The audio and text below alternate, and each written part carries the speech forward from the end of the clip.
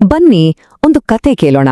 ಇದು 2017ರಲ್ಲಿ ಆಂಧ್ರಪ್ರದೇಶದ ಬೀದಿಗಳಲ್ಲಿ ನಡೆದ ಒಂದು ನಿಜವಾದ ಆದರೆ ತುಂಬಾನೇ ವಿಚಿತ್ರವಾದ ಘಟನೆ.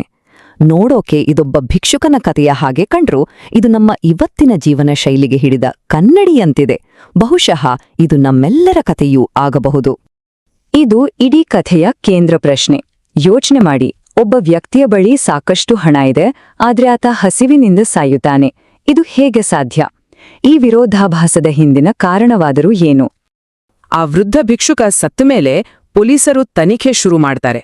ಅವನ ಹರಿದು ಹೋದ ಬಟ್ಟೆಗಳನ್ನ ಪರಿಶೀಲನೆ ಮಾಡಿದಾಗ ಅವರಿಗೆ ಒಂದು ದೊಡ್ಡ ಶಾಕ್ ಕಾದಿತ್ತು. ಆ ಬಟ್ಟೆಗಳ ಒಳಗೆ ಬಚ್ಚಿಟ್ಟಿದ್ದ ಬರೋಬ್ಬರಿ 1,00,000 ರೂಪಾಯಿ ನಗದು ಸಿಕ್ತಿತ್ತು. ಅಷ್ಟೊಂದು ಹಣ ಇಟ್ಕೊಂಡು ಆತ ಒಂದು ಹೊತ್ತಿನ ಊಟವನ್ನೂ ಕೊಂಡುಕೊಳ್ದೆ ಹಸಿದು ಪ್ರಾಣ ಬಿಟ್ಟಿದ್ದ. ಈಗ ಈ ರಹಸ್ಯ ಇನ್ನೂ ದೊಡ್ಡದಾಯ್ತು ಅಲ್ವಾ? ಸರಿ, ಆ ಭಿಕ್ಷುಕ ಯಾಕೆ ಹಾಗೆ ಮಾಡಿದ್ದ?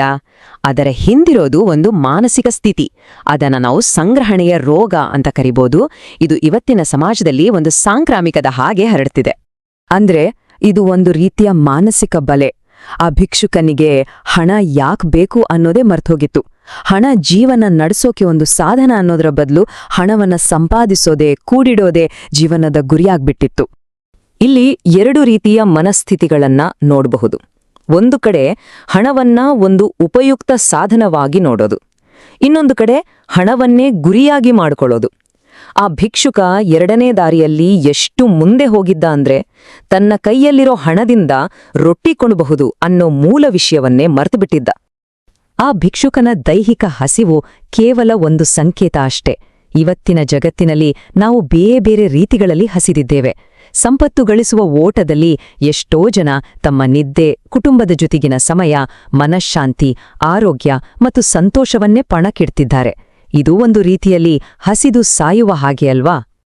ಹಾಗಾದ್ರೆ ಜನರು ಯಾಕೆ ಹೀಗೆ ಮಾಡ್ತಾರೆ? ಯಾಕೆ ಸಂತೋಷವನ್ನ ಬದಿಗಿಟ್ಟು ಕೇವಲ ಸಂಪತ್ತನ್ನು ಸಂಗ್ರಹಿಸುವ ಈ ಚಕ್ರದಲ್ಲಿ ಸಿಕ್ಕಿ ಹಾಕಿಕೊಳ್ತಾರೆ?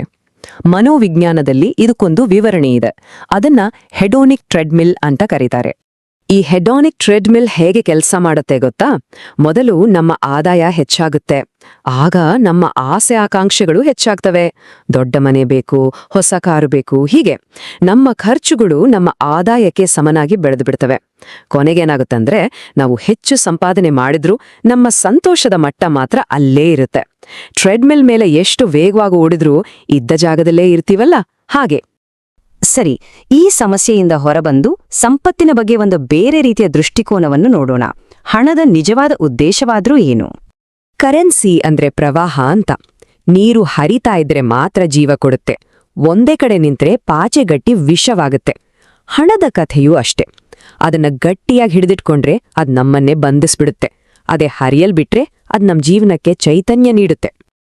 ಇಡೀ ಜಗತ್ತನ್ನೇ ಗೆದ್ದಿದ್ದ ಅಲೆಕ್ಸಾಂಡರ್ ಕೂಡ ಈ ಸತ್ಯವನ್ನ ಅರ್ಥ ಮಾಡ್ಕೊಂಡಿದ್ದ.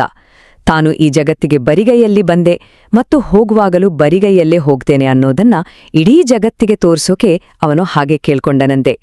ನಾವು ಎಷ್ಟೇ ಸಂಪತ್ತು ಸಂಗ್ರಹಿಸಿದ್ರೂ ಕೊನೆಗೆ ಅದೆಲ್ಲವೂ ನಿರರ್ಥಕ ಅನ್ನೋದಕ್ಕೆ ಇದೊಂದು ಶಕ್ತಿಯುತ ಉದಾಹರಣೆ.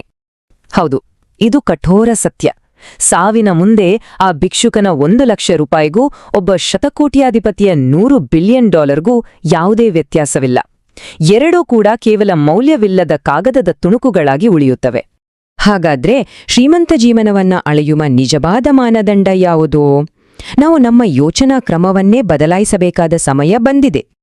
ನಿಜವಾದ ಸಂಪತ್ತನ್ನ ಹಣದಿಂದ ಅಳೆಯೋಕೆ ಸಾಧ್ಯ ಇಲ್ಲ. ಅದು ನಮ್ಮ ಅನುಭವಗಳಲ್ಲಿದೆ.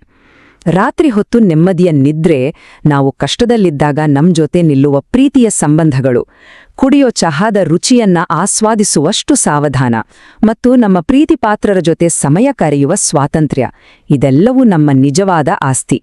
ಜೀವನದ ನಿಜವಾದ ಬ್ಯಾಲೆನ್ಸ್ ಶೀಟ್ ಅಂದ್ರೆ ಇದೆ. ಕೊನೆಯದಾಗಿ ಈ ಪ್ರಶ್ನೆ ನಮ್ಮೆಲ್ಲರಿಗೂ.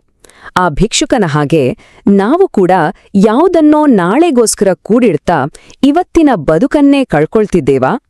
ನಾವು ಏನನ್ನು ಸಂಗ್ರಹಿಸ್ತಿದ್ದೇವೆ ಮತ್ತು ಅದಕ್ಕಾಗಿ ಯಾವ ಬೆಲೆಯನ್ನು ತಿರುತ್ತಿದ್ದೇವೆ ಅಂತ ಗಂಭೀರವಾಗಿ ಯೋಚನೆ ಮಾಡಬೇಕಿದೆ.